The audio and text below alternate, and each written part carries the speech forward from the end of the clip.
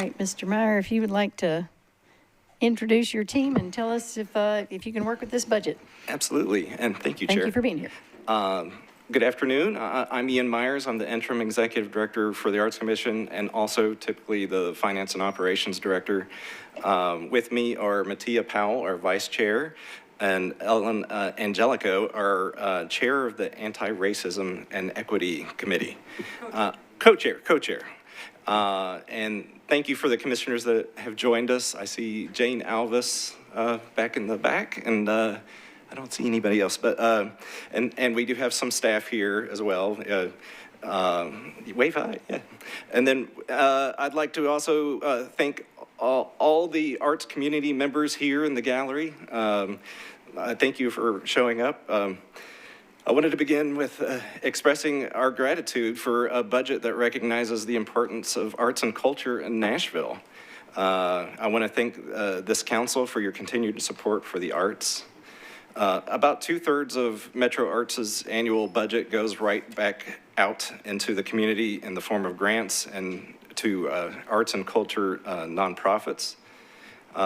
With this 24% increase, for the first time ever, our proposed budget will be at the $3 million mark for grants funding, and we are so grateful. In a typical year, our budget is around $2.4 million, and with that provides operating support to about 56 nonprofit organizations who in turn employ nearly 3,000 Nashvillians and who generate an estimated $429 million in economic impact countywide. In FY21, those organizations provided more than 17,000 free arts activities and more than 40,000 free tickets for fee-based arts events. Our grantees had programs in 100% of Nashville council districts and provided 77,000 student arts engagements. In other words, there is no bigger return on investment than Metro Arts grants budget. This year's proposed 24% increase would allow us to allocate operating funds more heartily among the city's growing pool of nonprofit arts and culture organizations. In addition to our grants and arts nonprofits, this increase budget helps us strengthen programs that engage and reflect Nashville neighborhoods, develop artists professionally, foster equity, and support Nashville youth. Through the Thrive program, we were able to pay artists and lead meaningful projects that engage residents and inspire neighborhood pride. Thrive makes funding available and accessible to artists and arts organizations outside the traditional grants funding process for projects in neighborhoods. In FY21, 85 artists received Thrive funds to conduct projects that reached 1,289 participants. We have expanded the Thrive model into a mentorship cycle for newer artists. One thing that our increased budget will allow us to do is an arts generator microfunding component of Thrive, providing funds for things like materials or studio expenses to help artists combat rising costs and other barriers to access. We can continue our administration along Metro Action Commission of the Power Youth Teen Employment Program at the Arts and Culture locations. In FY21, we facilitated jobs at 9 partner organizations for 174 youth. We continue to be amazed by our youth and our Diversity and Arts Leadership Internship Program. Last summer, 5 interns gave 1,000 hours of thoughtful work to Country Music Hall of Fame, Nashville Ballet, Cheekwood, the Nashville Symphony, and Oz Arts Nashville. We are digging deeper into arts programming for court-involved youth, formerly restorative arts. Our partnership with the juvenile court and judge for our partnership with the Juvenile Court, and Judge Sheila Calloway. In FY21, our 5 arts providers reached 53 youth and 17 MNPS and JDC staffers with more than 270 hours of program hours delving into music, production, dance, visual arts, writing, and live theater.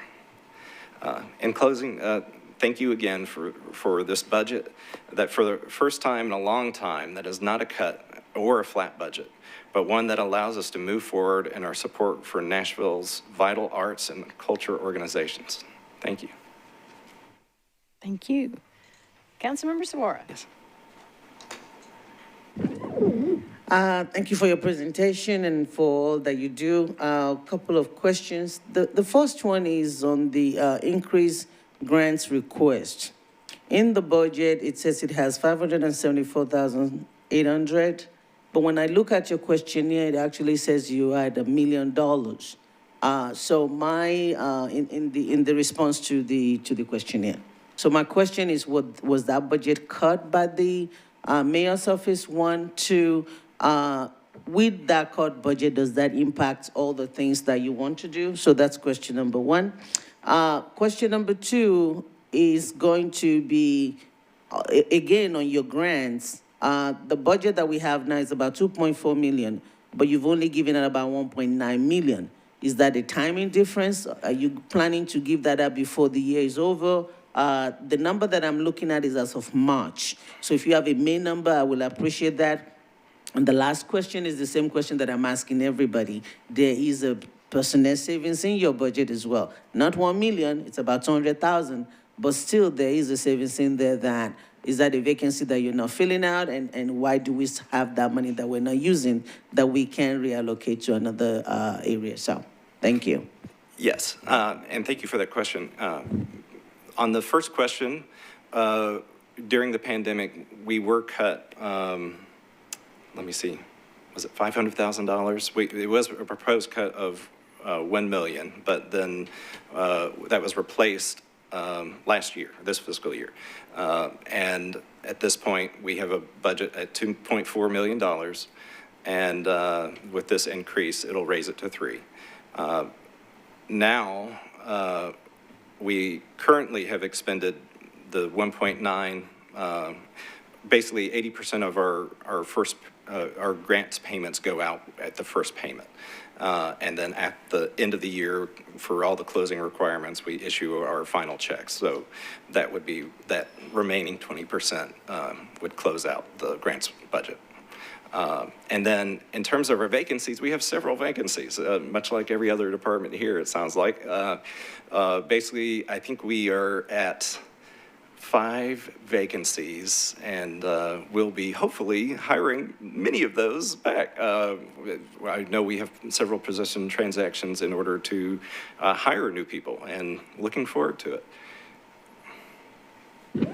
Thank you. I think what's going to be helpful for me in going forward, and I say this for all the department, is that as we're talking about vacancy, say when I saw vacancy, I always feel like you need money to hire new people. But what is apparent from all this conversation is that some of these vacancies are already in the budget. So it would be good to know what is already in the budget, what is not, so that at least we can know what you need and what you already have. And again, not specific to just you guys. I think it's just consistent across board. That's something that I've just been noticing, and I think that would help a lot. So. Absolutely, and I can speak for the one position that was funded within this, the mayor's budget was, we had an existing part-time position for racial equity programs that was half funded, essentially, and then the budget will increase that to a full-time position.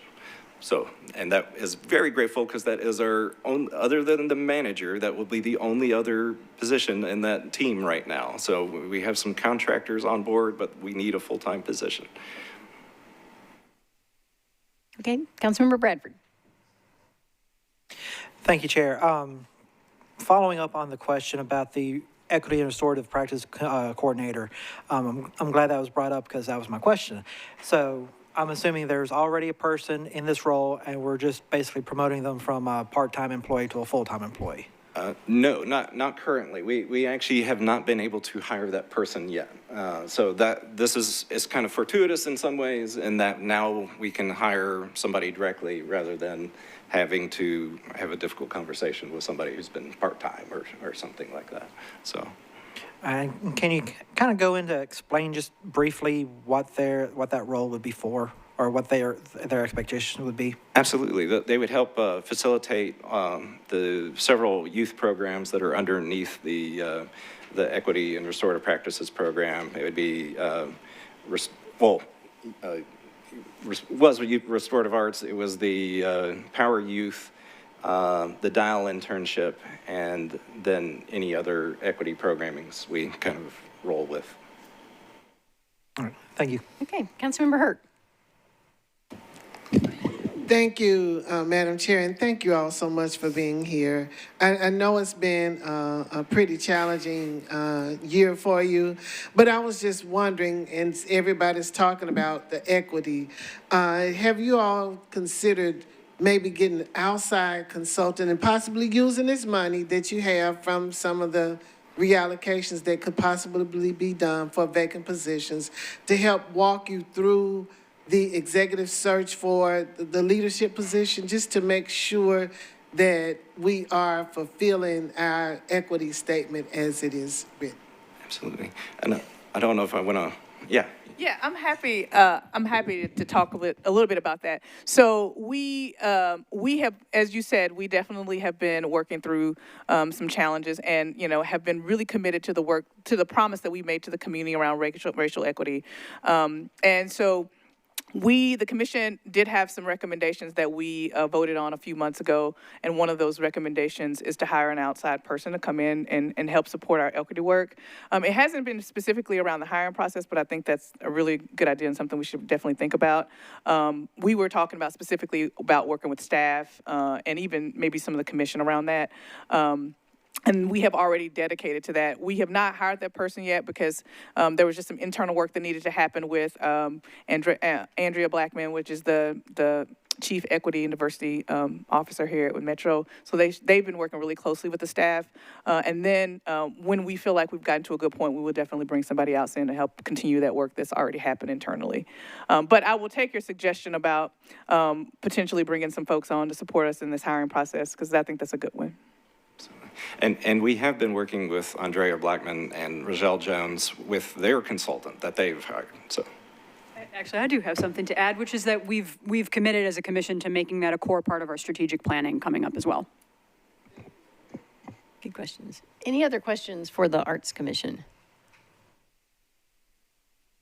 Seeing none, we thank y'all so much for being here, and enjoy your extra 15 minutes you just earned. And we appreciate that.